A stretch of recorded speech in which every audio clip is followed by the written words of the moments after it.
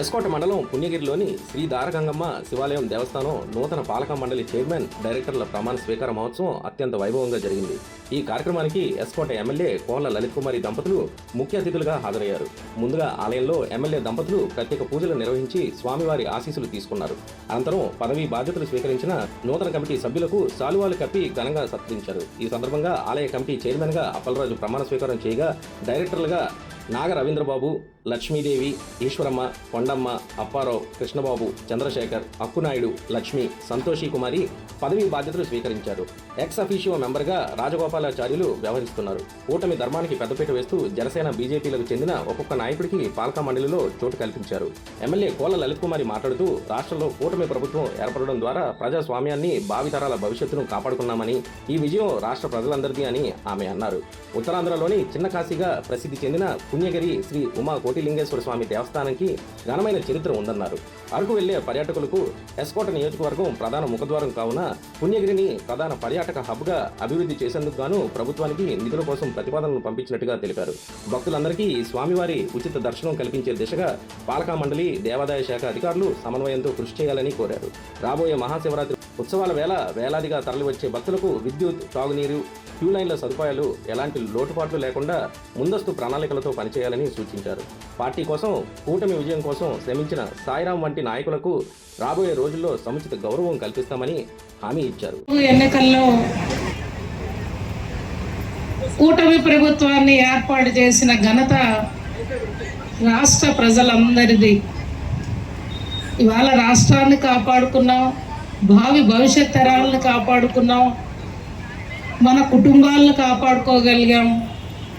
ఆంధ్రప్రదేశ్ మళ్ళా అభివృద్ధి ముఖ చిత్రంలో మన ఆంధ్రప్రదేశ్ పేరును కూడా ఇవాళ చిరస్థాయిగా కూటమి ప్రభుత్వం ఏర్పడి మనం ఇక్కడ అందరం కూడా ఈనాటి ఈ సమావేశంలో పాల్పంచుకున్నామంటే వాళ్ళకు కూడా సముచితమైన గౌరవాలు ఇవ్వాల్సిన బాధ్యతలు నా పైన ఉన్నాయి. తప్పకుండా మా సాయిరాం తమ్ముడిని నేను విడిచిపెట్టను. తప్పకుండా సాయిరాముకు కూడా తగు విధమైన గౌరవాన్ని కల్పిస్తారని ఈ సభాముఖంగా మా భార్యాభర్తలు ఇద్దరం కూడా మాట ఇస్తూ, అందరూ ఒక కుటుంబంలో రాబోయే ఈ లలితమ్మని ఎలా అయితే మీ అందరూ నడిపించారో అదేవిధంగా కూటమి అభ్యర్థులను కూడా భవిష్యత్ సర్పంచ్, ఎంపీటీసీ, ఎంపీపీ, జడ్పీటీసీ ఎన్నికల్లో ముందుకు నడిపిస్తారని ఈ లలితమ్మ ఆశపడుతూ మరొకసారి మీ అందరికీ నా నమస్కారాలు తెలియజేస్తూ, మరొకసారి కమిటీ అందరికీ శుభాకాంక్షలు తెలియజేస్తూ సెలవు. నియోజకవర్గంలో అత్యంత ఇష్టమైన వ్యక్తిలో ఒక శ్రీనిరాజు గారు కూడా, ఆయన్ని కూడా మనం గౌరవించుకోవాల్సిన పరిస్థితి ఉన్నది. ఇదేమి కాదు, ఈ తెలుగుదేశం పార్టీ ఈ ఎస్కోట్ నియోజకవర్గంలో ఎవరైతే పార్టీ గురించి నిరంతరం కష్టించి పనిచేసి నిస్వార్థంగా పనిచేస్తున్నారో వాళ్ళందరినీ నామినేటెడ్ పదవుల ద్వారా మనం ఎంపిక చేసుకోవాల్సిన అవసరం ఉన్నది.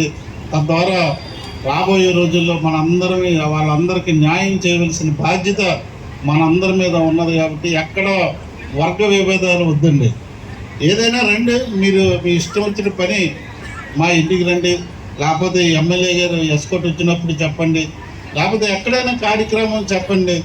ఎవరిని అగౌరవపరిచే పరిస్థితి కాదు, చిన్నపురిచే పరిస్థితి కాదు, పిలిచి పదవి ఇచ్చే పరిస్థితి మా కుటుంబంలో మరొకసారి ఉన్నదని మీరు తెలియజేసుకుంటూ,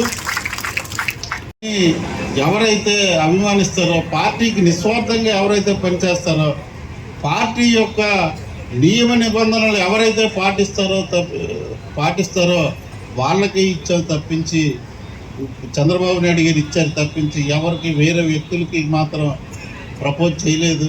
మరొకసారి మీరు తెలియజేసుకోండి. అవకాశాలు అందరికీ వస్తాయి. కాకపోతే మనం చేయవలసింది ఏంటంటే మనం కష్టించి పని చేయవలసిందే.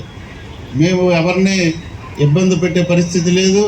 నేను మరొకసారి చెప్తున్నాను, తెలుగుదేశం పార్టీ గత ఎమ్మెల్యేలు ఎలా చేశారో ఏమో నాకు తెలియదు, కానీ మా కుటుంబం వచ్చిన తర్వాత, ఈ ఎస్కోట్ నియోజకవర్గం పునర్విభజన అయిన తర్వాత మేము ఏ కార్యకర్త దగ్గర కానీ, ఎవరిని దగ్గర కానీ, పార్టీ వ్యవహారాల్లో కానీ, ఏ వ్యవహారాల్లో కానీ 10 రూపాయలు ఖర్చు పెట్టే పరిస్థితి రాదు. మరి రాబోయే భవిష్యత్తు రోజుల్లో కూడా మేము కార్యకర్తల పేరు మీద మేము ఖర్చు పెట్టించి వాళ్ళకి అన్యాయం చేసే పరిస్థితి అయితే మాత్రం రాదు. మేము మా ఆస్తులు అమ్ముకుంటాం. నేను సుమారు 100 కోట్ల ఆస్తుల రూపాయలు అమ్మాను నేను నా రాజకీయ జీవితంలోకి వచ్చిన తర్వాత.